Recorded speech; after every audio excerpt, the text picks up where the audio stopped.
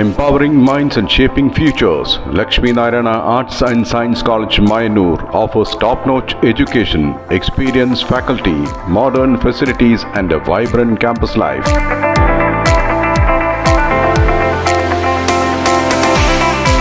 Join us for a journey of learning, growth and success. Admissions open, Lakshmi Narayana Arts and Science College, Mayanur.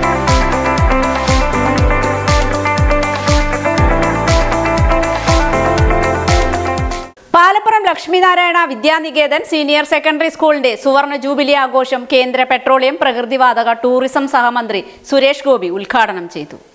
വിദ്യ വജ്രായുധമാക്കി വിജയത്തിന്റെ 50 വർഷങ്ങൾ പൂർത്തിയാക്കി മുന്നേറുന്ന ഒറ്റപ്പാലം പാലപ്പുറം ലക്ഷ്മി നാരായണ വിദ്യാഭ്യാസ സാമ്രാജ്യത്തിന്റെ സുവർണ ജൂബിലി ആഘോഷങ്ങളുടെ സമാപന സമ്മേളനം നടന്നു. Lakshmi Narayana Vidyaniketan senior secondary school ഓഡിറ്റോറിയത്തിൽ നടന്ന പരിപാടി കേന്ദ്ര പെട്രോളിയം പ്രകൃതിവാതകം ടൂറിസം സഹമന്ത്രി സുരേഷ് ഗോപി ഉദ്ഘാടനം ചെയ്തു.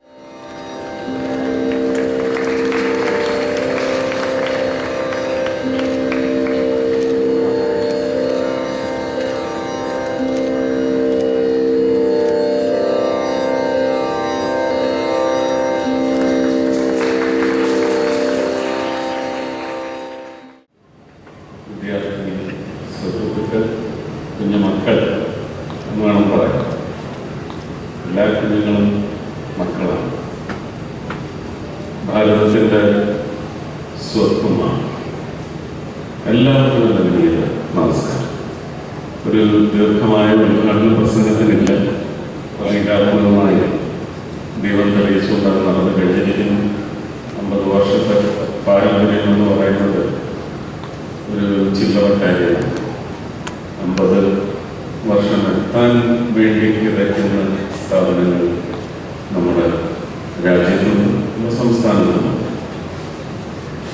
വിദ്യാഭ്യാസ മേഖലയെ ഒരുപക്ഷെ വികസിക്കുന്ന ചർച്ചകൾ കുഞ്ഞുങ്ങൾക്ക് കാലത്തിനനുസൃതമായ വിദ്യ അല്ലെങ്കിൽ അധ്യയന ലഭ്യത ഉണ്ടാവേണ്ടത് അവരുടെ അവകാശം, ഈ മണ്ണിന്റെ അവകാശം.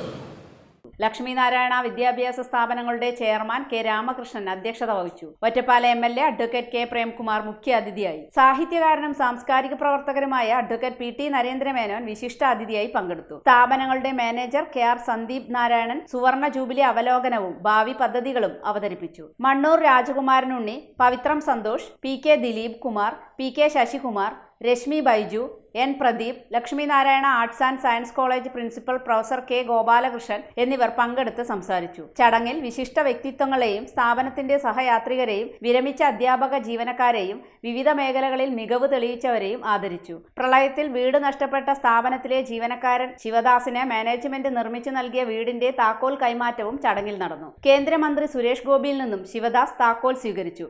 തുടർന്ന് Asianet star singer fame Balram K മോഹൻദാസിന്റെ നേതൃത്വത്തിൽ സംഗീത വിരുന്നും അരങ്ങേറി.